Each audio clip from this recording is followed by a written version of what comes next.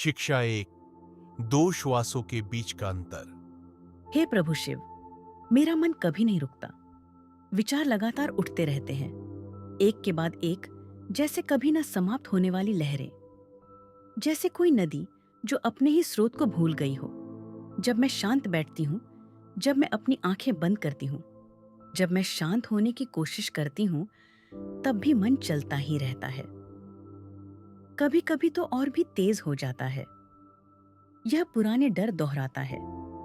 यह उन भविष्यों की कल्पना करता है जो अभी अस्तित्व में भी नहीं है।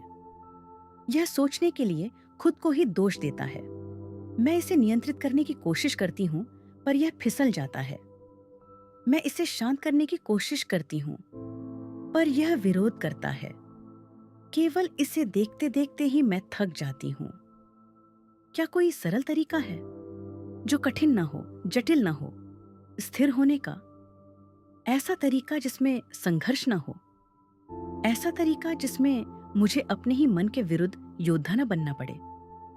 पार्वती, तुम मन को नियंत्रित करने की कोशिश कर रही हो और इसी कारण वह शांत नहीं होता। मन को बलपूर्वक शांत नहीं किया जा सकता। जितना अधिक तुम प्रयास करती हो, उतना ही वह विरोध करता है, क्योंकि विरोध घर्षण पैदा करता है और घर्षण मन को पोषण देता है। इसलिए उससे मत लड़ो, उसे दबाओ मत, विचारों को रोकने की कोशिश मत करो। यह ऐसा है जैसे तुम अपने हाथों से समुद्र की लहरों को समतल करने की कोशिश करो। प्रयास ही नई लहरें पैदा करता है। इसके बजाय उस चीज के प्रति जागरूक हो जाओ जो पहले से ही तुम्हारे भीतर घट रही है। कुछ ऐसा जिस पर मन ने कभी ध्यान नहीं दिया। कुछ इतना निकट, इतना साधारण कि तुमने उसे पूरे जीवन अनदेखा किया है। अपनी श्वास को देखो। श्वास हमेशा उपस्थित है। वह भीतर जाती है और बाहर आती है बिना किसी प्रयास के। दिन और रात, युवा और वृद्ध, सोते हुए या जागते हुए, श्वास कभी अनुमति नहीं मांगती। अब ध्यान से देखो, बलपूर्वक नहीं, जिज्ञासा के साथ। जैसे कोई बच्चा पेड़ से गिरते पत्ते को देखता है, धीरे से, बिना किसी उद्देश्य के। जब श्वास बाहर जाती है तो एक क्षण आता है, बहुत छोटा सा क्षण, अगली श्वास के भीतर जाने से पहले। उस क्षण में कुछ भी नहीं चल रहा होता। कोई श्वास भीतर नहीं जा रही, कोई श्वास बाहर नहीं आ रही। शरीर दो गतियों के बीच विश्राम करता है। एक स्वाभाविक विराम, एक द्वार जो हमेशा खुला रहा है।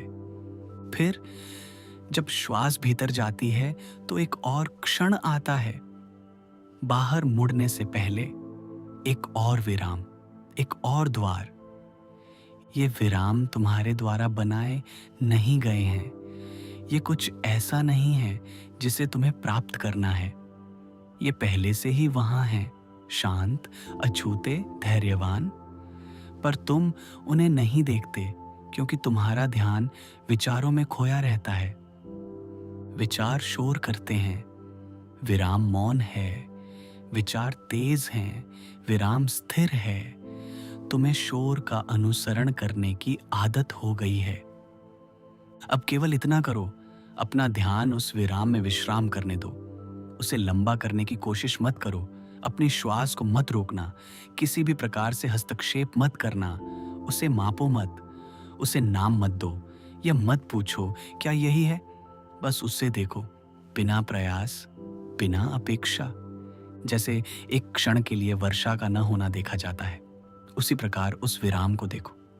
उस क्षण में जब श्वास नहीं चल रही होती, मन के पास भी कोई गति नहीं होती जिसका वह अनुसरण करे। मन श्वास के साथ चलता है, जैसे कोई पक्षी नदी के ऊपर उड़ता है। जब नदी रुकती है तो पक्षी भी बिना जाने क्यों विश्राम कर लेता है। और जब कोई गति नहीं होती तो मन स्वाभाविक रूप से शांत हो जाता है। इसलिए नहीं कि तुमने उसे शांत किया, बल्कि इसलिए कि उसके पास जाने के लिए कोई स्थान नहीं था। वहां ठहरो, भले ही केवल एक सेकंड के लिए। वह पर्याप्त है। सच्ची स्थिरता का एक सेकंड घंटों की जबरन एकाग्रता से अधिक मूल्यवान है।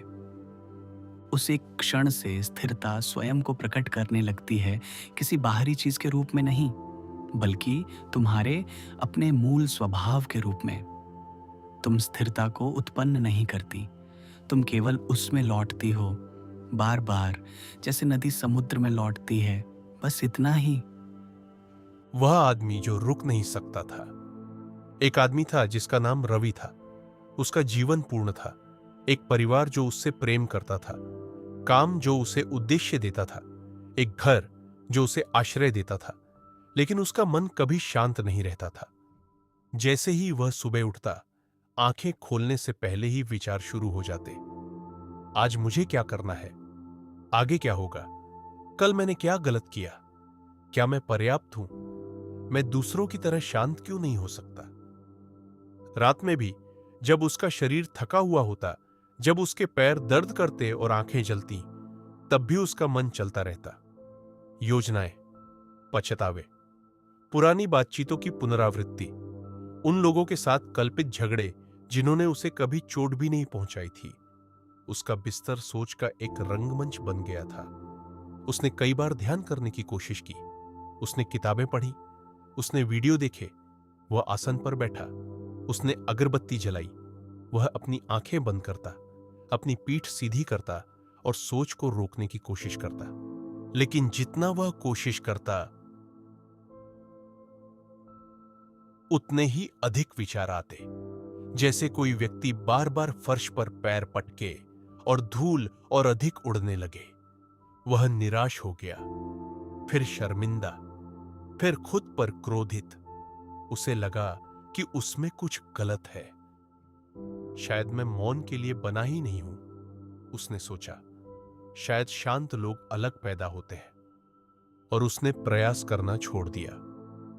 एक शाम बिना किसी योजना के रवि घर पर शांत बैठा था। दिन का काम समाप्त हो चुका था। घर हल्की रोशनी में डूबा था। उसका छोटा बच्चा उसके पास ही सो गया था, सिर एक ओर झुका हुआ, होठ थोड़े खुले, धीरे धीरे सांस लेता हुआ। रवि ध्यान करने की कोशिश नहीं कर रहा था। वह बस देख रहा था, किसी उद्देश्य से नहीं, कुछ पाने के लिए नहीं, बस इसलिए कि उसका बच्चा सुंदर था। उसके बच्चे की सांस कोमल थी, धीमी, स्वाभाविक। कोई प्रयास नहीं, कोई नियंत्रण नहीं, बस जीवन एक छोटे से शरीर में अंदर बाहर बह रहा था।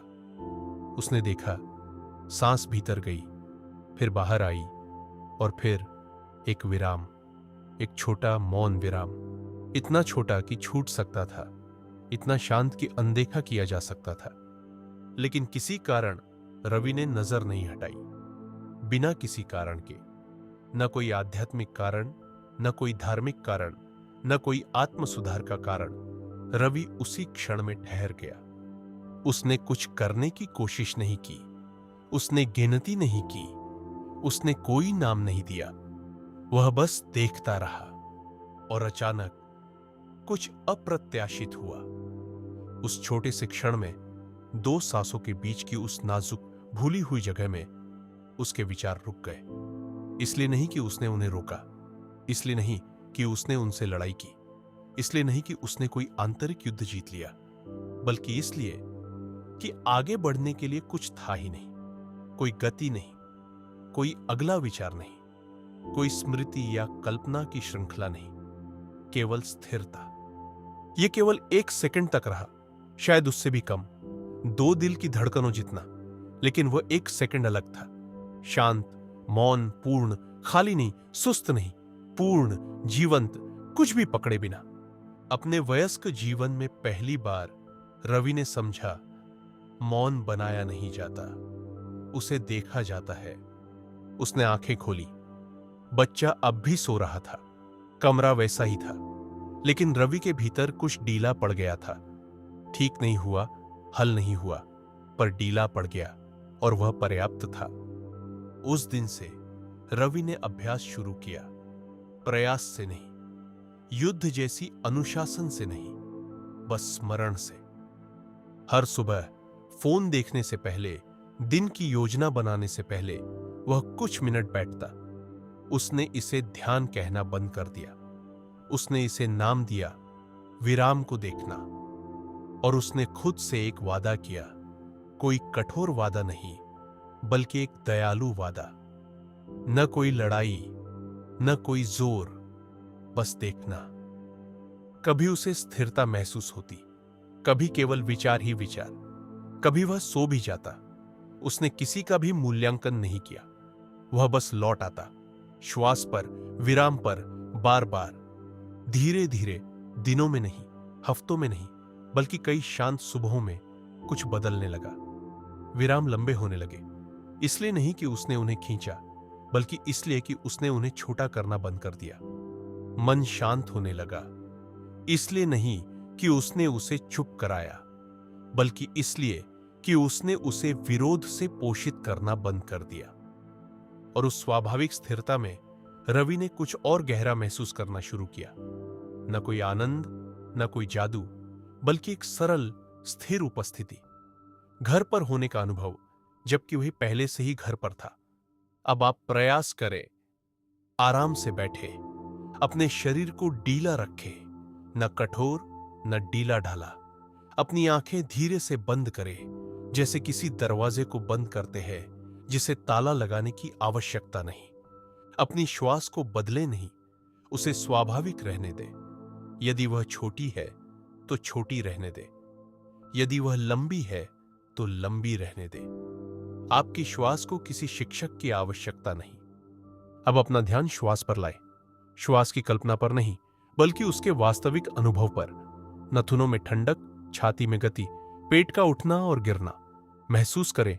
वह भीतर जा रही है और बाहर आ रही है, उसी के साथ रहे। अब ध्यान से देखें, जब श्वास शरीर से बाहर जाती है, उसे तब तक देखें जब तक वह पूरी तरह समाप्त न हो जाए। पूरी तरह, न उससे पहले न उसके बाद। और फिर ध्यान दे, एक विराम है, कुछ मत करे, बस जागरूक रहे। फिर श्वास पुनः भीतर आती है, उसे भी पूरी तरह देखे, आरंभ से अंत तक। और फिर अंत में एक विराम। वही विश्राम करे। नियंत्रण करने की कोशिश मत करे, उसे बढ़ाने की कोशिश मत करे, उसका विश्लेषण मत करे। यह मत कहे, अच्छा विराम था। बस देखे, यदि विचार आते हैं तो ठीक है, उनसे लड़े नहीं, उनका पीछा न करे, उनसे बहस न करे। बस लौट आई श्वास पर, लौट आई विराम पर, बार बार, जैसे एक कोमल हाथ गिरे हुए पक्षी को उसके घोंसले में वापस रखता है। 5 गलतियां हो, उन्हें स्पष्ट रूप से समझें। पहली गलती, श्वास को नियंत्रित करने की कोशिश करना। जब आप श्वास को नियंत्रित करते हैं तो वह स्वाभाविक नहीं रहती। विराम गायब हो जाता है क्योंकि आप द्वार को पकड़े हुए हैं। श्वास को स्वतंत्र रहने दें। आप श्वास के प्रबंधक नहीं हैं, आप साक्षी हैं। दूसरी गलती, विराम को पकड़कर रखने की कोशिश करना। कुछ लोग विराम को महसूस करते हैं और उसे अधिक देर तक रोकना चाहते हैं। यह तनाव पैदा करता है, गले में तनाव, पेट में तनाव, मन में तनाव, और तनाव स्थिरता को भंग करता है। कुछ भी मत पकड़ो, विराम को आने दो, विराम को जाने दो, उसे अपना समय पता है। तीसरी गलती, तुरंत मौन की अपेक्षा करना। कभी आपको स्थिरता महसूस होगी, कभी कुछ भी महसूस नहीं होगा, कभी पहले से अधिक विचार आएंगे। यह स्वाभाविक है।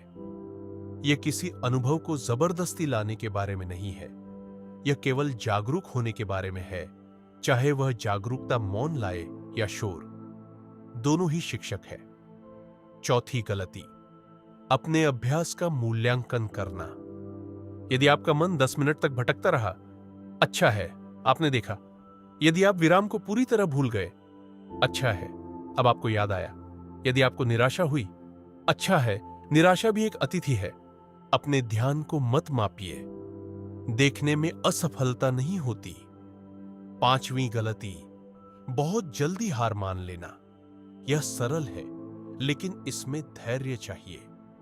सहनशीलता वाला धैर्य नहीं, विश्वास वाला धैर्य। जैसे नदी के किनारे बैठना, यह जानते हुए कि हर गुजरती नाव के बाद पानी फिर से शांत हो जाएगा। जागरूकता का एक छोटा सा क्षण भी शुरुआत के लिए पर्याप्त है। 1 सेकंड, वही एक सेकंड समय के साथ सब कुछ बदल देता है। इसका अभ्यास प्रतिदिन करें, कुछ मिनटों के लिए भी, 1 मिनट के लिए भी, यहां तक कि 3 श्वासों के लिए भी। धीरे धीरे विराम स्पष्ट होने लगते हैं, मन शांत होने लगता है। इसलिए नहीं कि आपने उसे मजबूर किया, बल्कि इसलिए कि आपने हस्तक्षेप करना छोड़ दिया। और उस स्वाभाविक स्थिरता में कुछ और गहरा प्रकट होने लगता है। न कोई विचार, न कोई भावना, न कोई ऐसा अनुभव जिसे खोया जा सके, बल्कि वह जो हमेशा से देख रहा था, वह जो कभी गया ही नहीं, वह जो कभी विचलित नहीं हुआ। यह कोई शिक्षा नहीं है, यह घर वापसी है। शिक्षा एक समाप्त